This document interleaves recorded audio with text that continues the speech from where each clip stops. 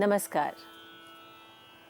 रागों की दुनिया जो है वो अलग ही है और हम जब राग की बात करते हैं तो स्वाभाविक है कि मन में एक ही विचार आता है कि ये शास्त्रीय संगीत है। और शास्त्रीय संगीत यानी जो शास्त्रों से बंधा संगीत है, और संगीत यानी प्रैक्टिकल प्रैक्टिकल यानी क्रियात्मक विषय। तो ये एक जिज्ञासा स्वाभाविक है, यानी कि जो प्रैक्टिकल विषय है या जो क्रियात्मक विषय है उसमें किस प्रकार से शास्त्र कैसे आता है।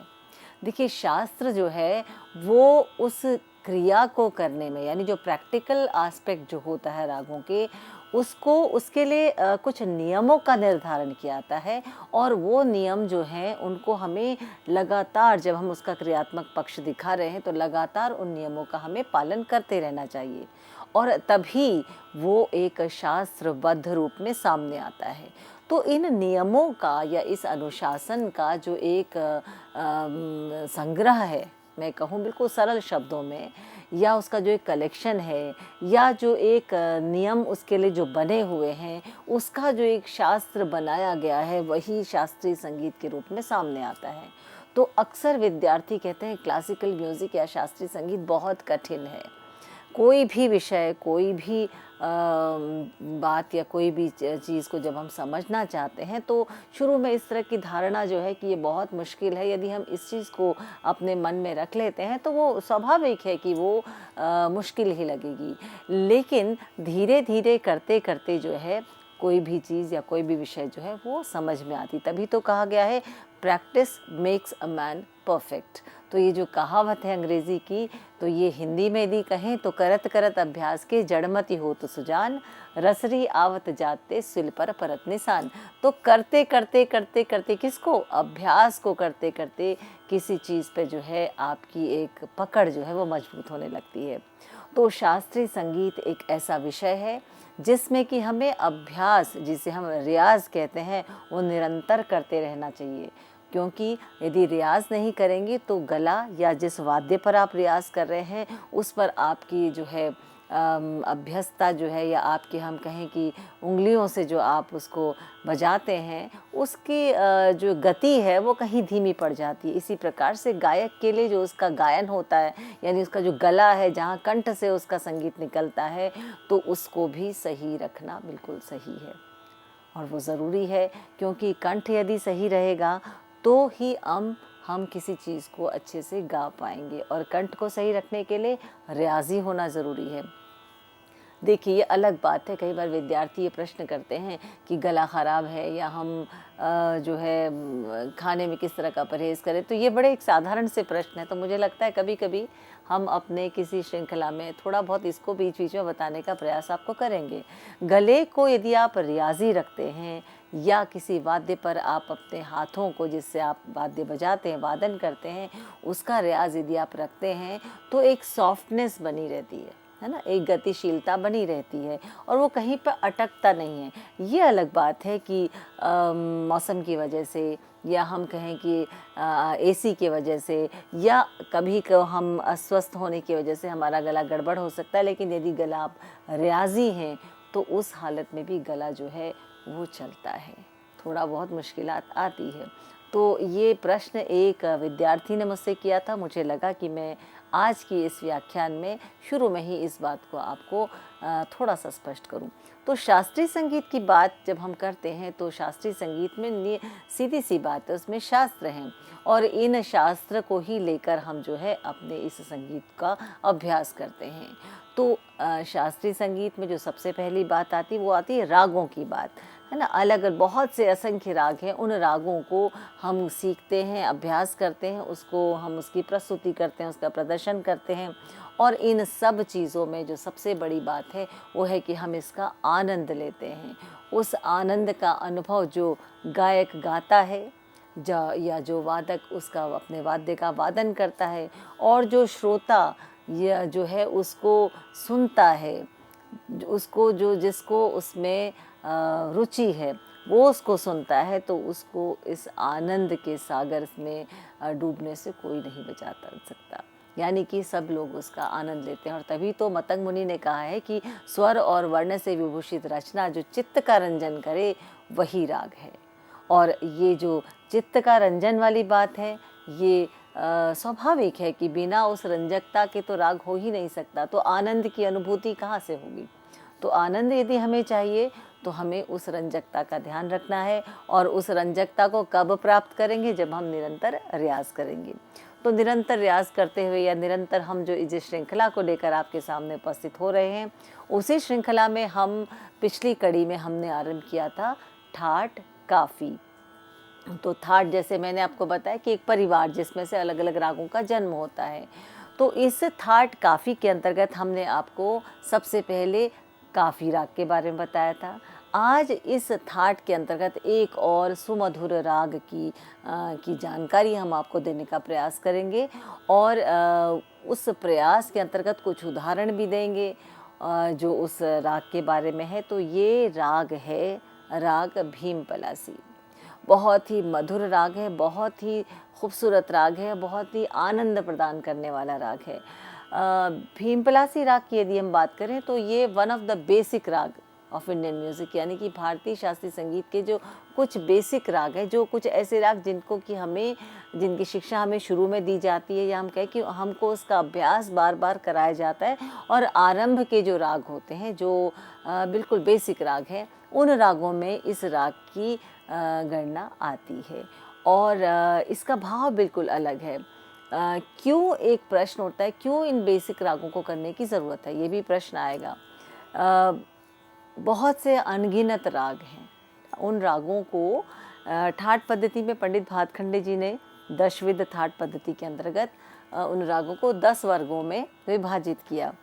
तो हर राग की अपनी एक उसका सौंदर्य है, उसका अपना एक गुण है। और वो जो गुण है उस राग के माधुर्य को जो है वो सामने दर्शाता है। और जब हम बेसिक राग की बात करें, इन बेसिक रागों को यानी मूल रागों को क्यों करना चाहिए? इसलिए करना चाहिए क्योंकि ये राग जो है बहुत ही प्राचीन है। इनका अभ्यास करते करते जो आगे के राग होते हैं, यानी बहुत से ऐसे राग हैं जो शायद इनमें से ही बने होंगे, शायद इनमें ही कुछ एक्सपेरिमेंट करके उन रागों को बनाया गया होगा।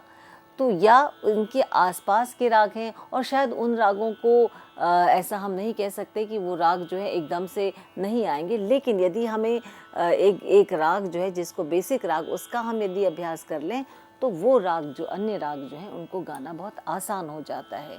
जैसे कि हम राग एमन की बात करें, यमन की बात करते हैं, जिसको यमन, ईमन, एमन भी कहा जाता है। तो उसमें साधारण सी बात है कि पूरा सप्तक है, संपूर्ण राग है, तीव्र मध्यम है। तो यदि हम उसमें उस राग को अच्छे से कर ले तो हमारे लिए पूर्या धनाश्री गाना बहुत आसान है। पूर्या धनाश्री है तो पूर्वी गाना बहुत आसान है हमारे लिए। यमन सीखने से हमारा जो है पूर्या कल्याण गाना बहुत आसान है, पूर्या गाना बहुत आसान है। पूर्या करे तो मारवा, मारवा करे तो सोहनी। तो यानी कि ये राग कहीं ना कहीं एक दूसरे से जुड़े हुए हैं। और ये बहुत शुरू में परिश्रम लगता है, लेकिन बाद में बहुत आसान प्रतीत होता है कि अरे इस राग में थोड़ा सा ये चेंज कर दो, और इस राग की कुछ मेन बातों को, जिसमें जैसे न्यास के स्वर हैं, स्वर संगतियाँ हैं, है ना, किस प्रकार का कोई विशेष कोई आंदोलन है, इन चीज़ों का ध्यान रखते हुए हम उस राग को जब गाते हैं तो हमारे लिए ऐसा लगता है कि बहुत सहज है ना। तो इसीलिए ये जो राग है राग भीम पलासी, इसे बेसिक रागों में से यानी मूल रागों में से एक माना गया है। एमन है, भैरव है, बिहाग है, भोपाली है, भीम पलासी है, काफ़ी है, आसावरी, ये राग जो हैं बेसिक राग हैं। इन रागों को करना जो है वो अति अनिवार्य है, ताकि आगे की जो जर्नी हमारी बहुत सहज रूप से चल पड़े। तो राग भीम पलासी काफ़ी थाट का राग है। ये राग जो है, इसकी जाति जो है वो है औडव संपूर्ण, यानी कि आरोह में 5 स्वर हैं और अवरोह में 7 स्वर है। ये 5 स्वर कौन से हैं? इसमें ऋषभ और धैवत आरोह में वर्जित है, यानी कि आरोह में उसका बिल्कुल भी प्रयोग नहीं किया जाता। सारे स्वर शुद्ध हैं, मात्र गांधार और निषाद के। गांधार और निषाद, ग और नी, हमेशा कोमल होंगे, क्योंकि यही इसको काफ़ी थाट के अंतर्गत लेकर आता है। तो गांधार और निषाद कोमल है, बाकी सभी स्वर जो हैं वो आपके शुद्ध हैं। रही बात इस राग के वादी स्वर की और संवादी स्वर की, इसका वादी स्वर है मध्यम और संवादी स्वर है षड्ज। तो म और सा जो है इसकी संगति है। बहुत ही खूबसूरत राग है, एक ऐसा राग जो कि मंद्र मध्य तार तीनों में इसका विस्तार होता है। इसके साथ ही इस राग में आपको विलंबित ख्याल, मध्य लय के ख्याल, द्रुत लय के ख्याल, तराना, ध्रुपद, धमार, आपके सुगम संगीत की बहुत सी रचनाएं जो हैं इस राग में मिलती हैं।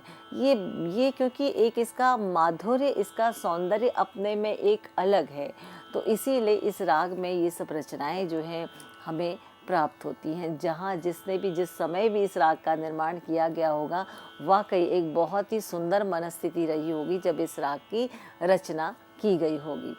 तो वादी और संवादी इसका मध्यम और षड्ज है।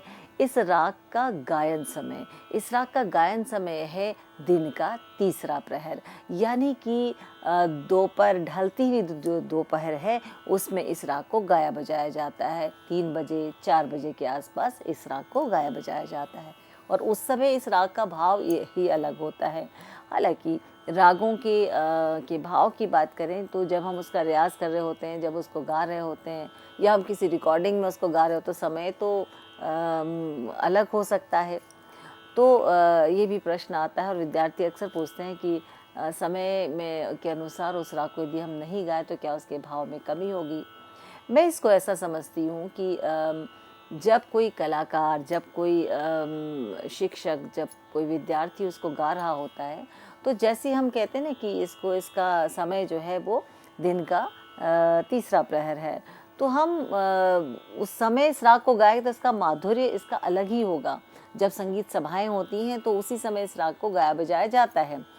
तो इसके अतिरिक्त जब कभी हम क्लासरूम टीचिंग होती है या कहीं कोई रिकॉर्डिंग हो या कहीं कोई इस प्रकार का कोई व्याख्यान हो या कहीं पे कोई वर्कशॉप हो रही है तो उसमें भी इस राग की को गाया जाए या इसकी शिक्षा दी जाए तो समय तो अनुकूल उसके हिसाब से अलग है बिल्कुल। लेकिन कलाकार लोग या संगीतज्ञ लोग, संगीत के मर्मज्ञ उसको एक विजुलाइज करते हैं कि उस समय इस राग को हम गा रहे हैं या हम बता रहे हैं। तो अभ्यास एक अलग चीज़ है, लेकिन प्रस्तुतिकरण, उसका प्रदर्शन, उसका मंच प्रदर्शन बिल्कुल अलग है। तो जब हम उसको मंच प्रदर्शन की बात करते हैं तो या हम कहीं पे उस राग को गा बजा रहे हैं तो कोशिश कीजिए उस समय का जो है समय सिद्धांत के अनुसार उसको उसी समय गाया बजाया जाए। लेकिन जब हम शिक्षा ले रहे होते हैं या हम उसका अभ्यास कर रहे होते हैं तो किसी भी समय हम उसको कर सकते हैं। तो इसका समय जो है वो ढलती हुई दोपहर यानी दिन का तीसरा प्रहर इसका समय है। ये राग जो है ये बहुत ही मधुर राग है। इसकी स्वर संगतियाँ हम आपको बताएंगे। थोड़ा सा पहले हम इसके आरोह अवरोह और पकड़ की तरफ जाते हैं। किसी भी राग को जानने के लिए आरोह अवरोह अति आवश्यक है। उस राग के मुख्य भाग को जानने के लिए, यानी किस चीज़ से उस राग की पहचान होती है, वो उसका जो एक स्वर संवाद है या स्वर गुच्छ है जिससे राग पहचान में आता है, उसे हम पकड़ कहते हैं। तभी हम राग को वहाँ पकड़ते हैं, राग को पहचानते हैं। तो इस राग के आरोह अवरोह क्या है?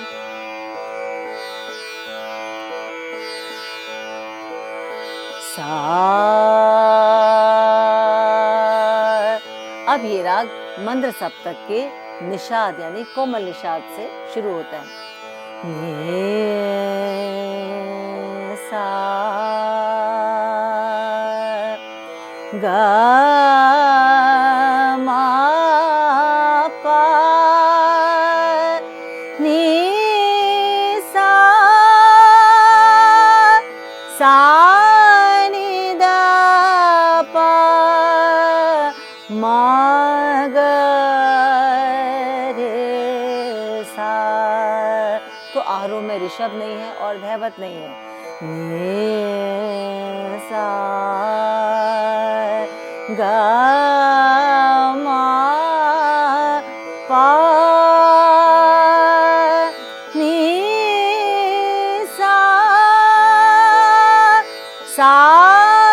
नी दा पा मा ग रे सा। ये इसके आरोह और अवरोह हैं। अब इसकी पकड़ यानी वो स्वरगुच्छ जिससे एकदम से पहचान में आ जाता है, राग एकदम से हम पहचान लेते हैं, ये राग भीम पलासी है। नि सा गा मा पा नी दा पा मा प ग रे सा, या ग म प नी दा पा म प ग म ग रे सा। तो इस प्रकार से ये स्वरगुच्छ गाने से राग एकदम पहचान में आता है। किसी भी राग को जब हम जानते हैं तो उसके आसपास भी कुछ राग होते हैं जो उसके समप्रकृतिक राग बोले जाते हैं। वैसे जब हम कक्षाओं में पढ़ाते हैं, आप किताबों में देखते हैं तो समप्रकृतिक राग कहीं ना कहीं बागेश्वरी को भी बोला जाता है। लेकिन यदि इस राग के बिल्कुल समप्रकृतिक राग देखा जाए यानी बिल्कुल आसपास के राग हैं तो वो राग धनाश्री भी है और पटदीप को भी बोला जाता है। पटदीप और राग धनाश्री। राग धनाश्री हम कहें समप्रकृतिक राग भी है और समस्वरिक भी है, यानी कि सेम टू सेम उसके नोट्स हैं, यानी बिल्कुल वैसे ही स्वरगुच्छ हैं जैसे कि स्वरगुच्छ राग भीम पलासी में। लेकिन फ़र्क क्या है? फ़र्क जो है उसके न्यास के स्वरों में कहें या हम कहें कि उसके जब उसका प्रयोग होता है, उसको गाते हैं, तब वो जो है फ़र्क समझ में आता है। पंचम और गांधार पर न्यास जो है वो धनाश्री राग में अधिक है। प और ग की संगति भी है। यहाँ पर मध्यम है, पंचम है और षड्ज है, यानी भीम पलास में मध्यम, पंचम और षड्ज पर जो है वो न्यास होता है। और यदि धनाश्री पे देखा जाए तो पंचम पर और गांधार पर, गांधार बहुत इम्पॉर्टेंट है, उस पर न्यास होता है।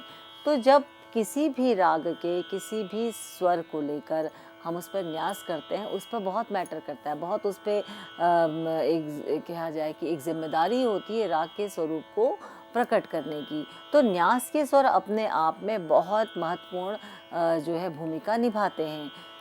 कई राग ऐसे हैं, 1, 2, 3 राग भी हो सकते हैं जिसमें बिल्कुल एक जैसे स्वर हैं, आरोह में भी अवरोह में भी। तो विद्यार्थी के लिए बड़ी एक कन्फ्यूजन की एक स्थिति हो जाती है कि ये राग पहला है कि दूसरा है कि तीसरा है।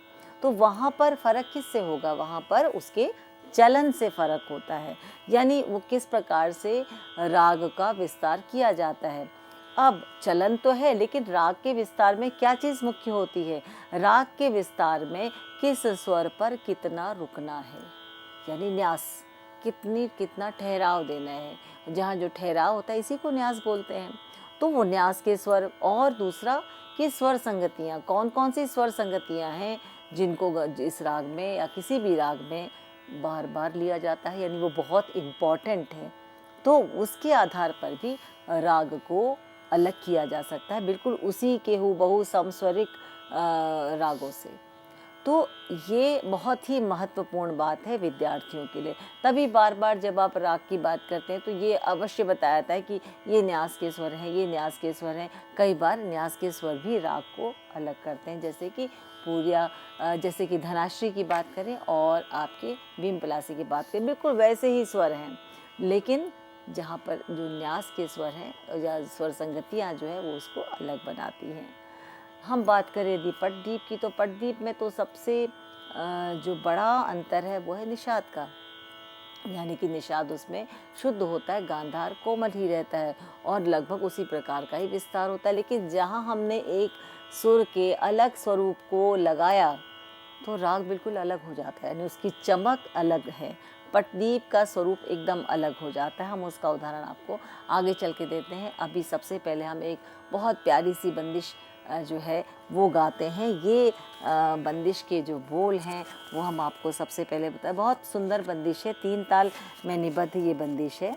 और इस बंदिश का की जो स्थाई है वो है, भज मन निस दिन श्याम सुंदर, सुख सागर हरि श्री राधा वर, सकल जगत के जीवन धन प्रभु, करत कृपा नित निज भक्तन पर। बहुत सुंदर रचना है कि निरंतर निस दिन जो है श्याम सुंदर को भजना चाहिए। और सुख के सागर श्री हरि हैं, कौन? राधावर। सकल जगत के जीवन धन, संपूर्ण जगत के जीवन धन है प्रभु, और सब पर जो है कृपा करते हैं, अपने भक्तों पर निज कृपा करते हैं। तो आज जो है शारदीय नवरात्र का पहला दिन है, तो इतनी सुंदर बंदिश से ही हम अपनी आराधना जो है प्रभु को करते हैं।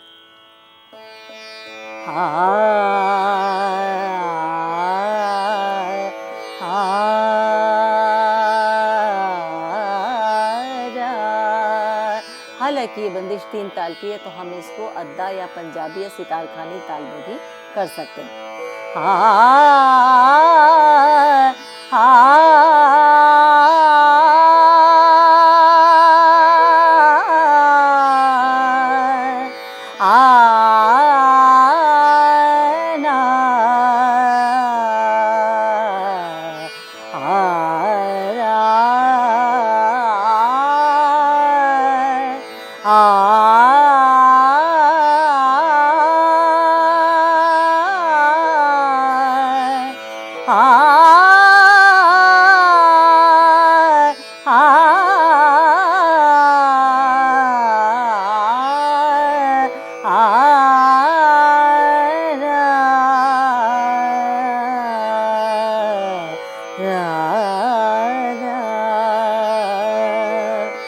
भज मन सदिन श्याम सुंदर, भज मन सदिन श्याम सुंदर, सुख सागर हरि श्री राधावर, सुख सागर हरि श्री राधावर।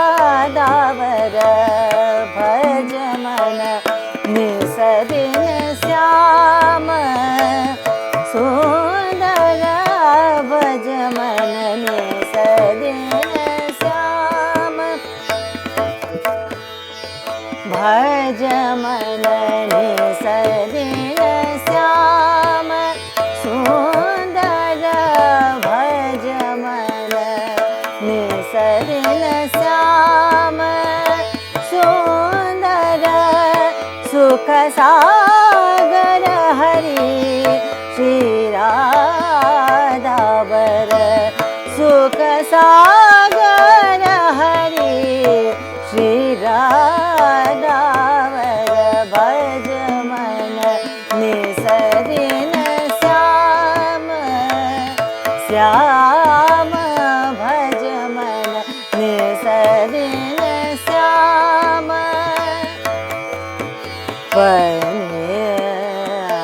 पने सागर सा। जहाँ तक राग के वो एक्सप्लोर करने की बात है, तो इस बंदिश के माध्यम से उसका प्रयास मैं करती हूँ कि कैसे राग का विस्तार किया जाता है। निसदिन श्याम श्याम, भज मन निसदिन श्याम, पने पने सा, पने सा गा रे सा, नि सा नि गा रे सा, नि सा गा मा मा, सा गा मा गा, मध्यम वादी भी है और न्यास का स्वर भी है। सा गा मा मा गा नि सा गा मा पा नि सा नि सा मा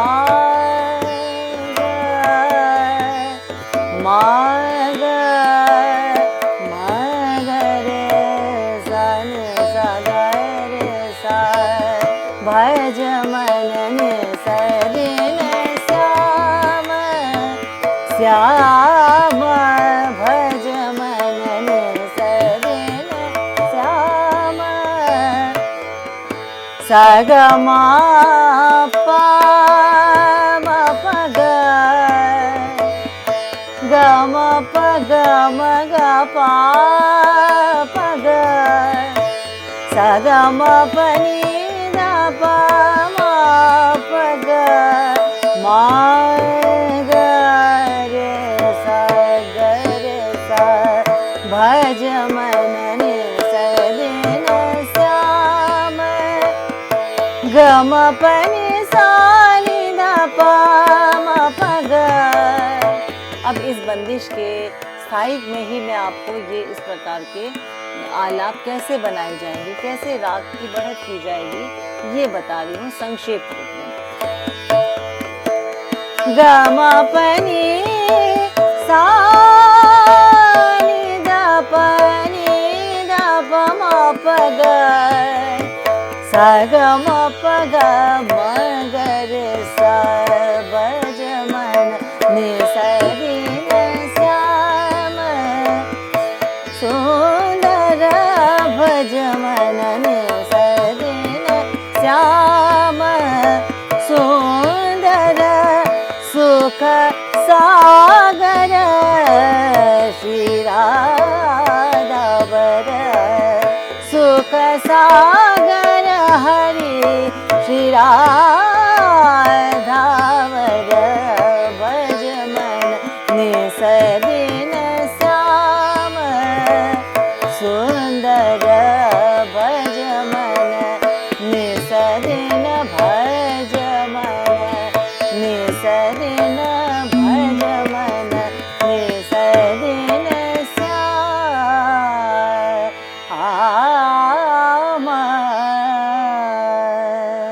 तो इस बंदिश की ये स्थाई थी। हम अपने अगले भाग में इसके अंतरे के साथ इसका विस्तार और किस प्रकार से उसमें तानों का प्रयोग किया जा सकता है, कैसे तानें बनाई जा सकती हैं, इसके विषय में आपको बताएंगे। नमस्कार।